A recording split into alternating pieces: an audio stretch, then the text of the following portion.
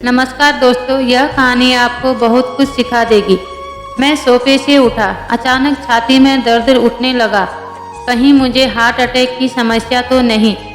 ऐसे विचारों के साथ मैं बैठक के कमरे में गया। देखा कि परिवार के लोग मोबाइल में बिजी थे। मैंने पत्नी को बताया कि मेरी छाती में आज जोर से कुछ ज़्यादा ही दर्द हो रहा है। डॉक्टर को दिखाकर आता हूँ। हाँ, मगर संभल कर जाना, कोई बात हो तो फोन करना। मोबाइल में बिजी पत्नी बोली। मैं स्कूटर की चाबी लेकर लॉन में पहुंचा। पसीना बहुत आ रहा था। स्कूटर स्टार्ट नहीं हो रहा था। ऐसे टाइम पर घर में काम करने वाला रामू साइकिल लेकर आया। साइकिल खड़ी करते ही उसने मुझे सामने खड़ा देखा। क्यों साहब, स्कूटर स्टार्ट नहीं हो रहा? मैंने कहा नहीं। आपको इतना पसीना क्यों आ रहा है? आपकी तबीयत ठीक है नहीं लग रही। साहब, इस हालत में स्कूटर में किक नहीं मारते, मैं चालू कर देता हूँ। रामू ने एक ही किक में स्कूटर चालू कर दिया। साथ ही पूछा, साहब अकेले ही जा रहे हो? मैंने कहा हाँ। उसने कहा, ऐसी हालत में अकेले नहीं जाते, चलिए मैं ले चलता हूँ, मेरे पीछे बैठ जाइए। मैंने कहा, तुम्हें स्कूटर चलानी आती है?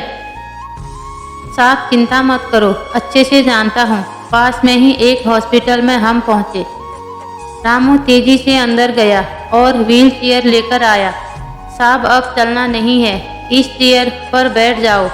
रामू के फोन पर लगातार घंटियां बज रही थी। मैं समझ गया था घर से सबके फोन आ रहे होंगे। अभी तक क्यों नहीं आया? रामू ने भी थककर किसी को कह दिया कि आज नहीं आ सकता। रामू के डॉक्टर जैसे व्यवहार से पता चल रहा था कि साहब को हार्ट अटैक की तकलीफ है। लिफ्ट में से व्हील चेयर आईसीयू की तरफ लेकर गया। डॉक्टरों की टीम तैयार थी। मेरी तकलीफ सुनकर सब टेस्ट जल्दी ही किए।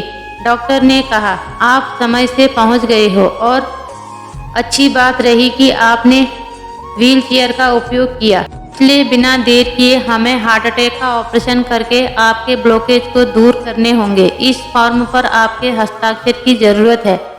डॉक्टर ने रामू की ओर देखा। मैंने कहा, बेटे दस्तखत करने आते हैं? उसने कहा, साहब इतनी बड़ी जिम्मेदारी मुझ पर मत डालो। बेटे तुम्हारी कोई जिम्मेदारी नहीं है। तुम्हारे साथ भले ही खून का संबंध नहीं है, फिर भी बगैर कहे तुमने अपनी जिम्मेदारी पूरी की। वह जिम्मेदारी हकीकत में मेरे परिवार की थी।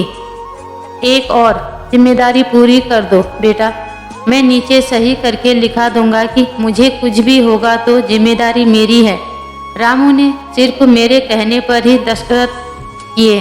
बस अब और हाँ, घर फोन लगाकर खबर कर दो। बस उसी समय मेरे सामने मेरी पत्नी का फोन रामू के फोन पर आया। वह शांति से फोन सुनने लगा।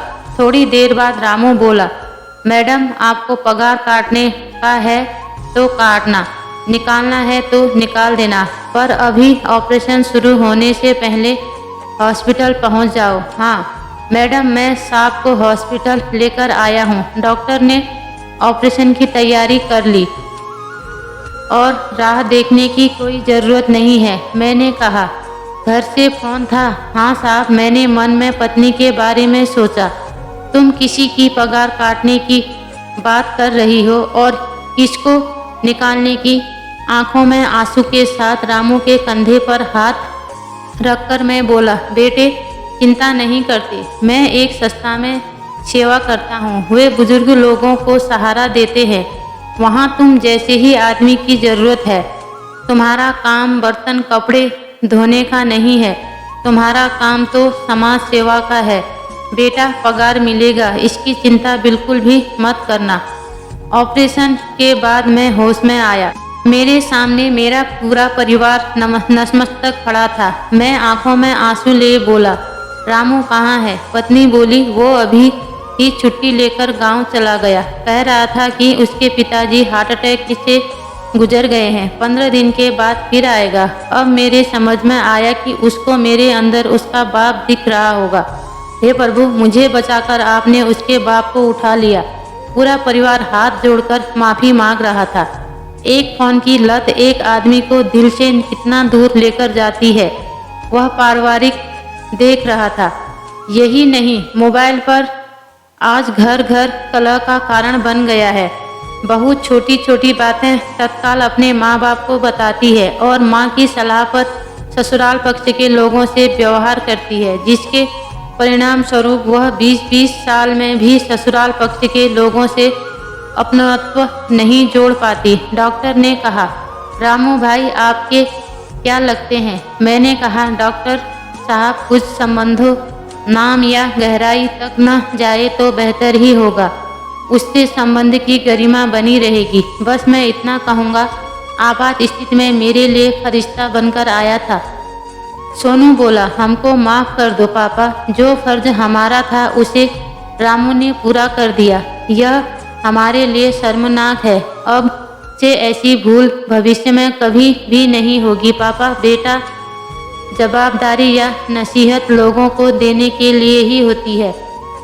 जब लेने की घड़ी आए तब लोग बंगले झाँकते हैं। अब रही बात मोबाइल की, तो बेटे एक निर्जीव खिलौने के जीवित खिलौने को गुलाम बनाकर रख दिया है। अब समय आ गया है कि उसका मर्यादित उपयोग करना है। नहीं तो परिवार, समाज और राष्ट्र को गंभीर परिणाम भुगतने होंगे। दोस्तों, आपको कहानी कैसी लगी? अच्छी लगी हो तो लाइक कीजिए, शेयर कीजिए, कमेंट कीजिए। धन्यवाद।